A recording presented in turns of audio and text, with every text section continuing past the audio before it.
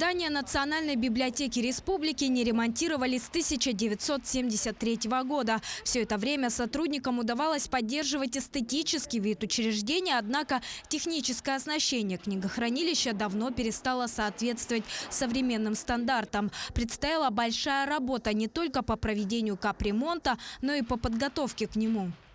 В книгохранилище у нас было свыше 1 миллиона документов, книг, которые находились. И вот все сотрудники библиотеки все своими силами, с привлечением волонтеров. Мы занимались организацией перевозки книг, в том числе на Гольминку, где находится книгохранилище, и на 3-й и 4-й этажи библиотеки.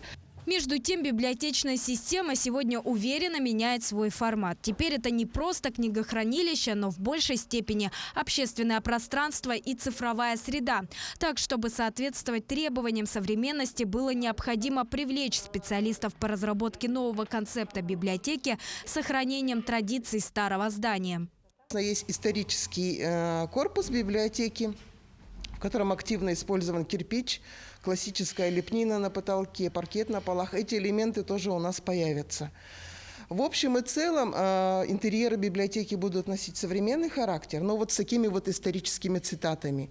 Ну и кроме того, в интерьерах будет использован насыщенный синий цвет, один из брендовых цветов библиотеки. Главное, чем теперь будет оснащена библиотека – качественная вентиляция, которая позволит хранить ценные печатные работы без какого-либо риска. Всего же в данный момент выполнено порядка 35% от общего ремонта, включая монтажные и отделочные работы.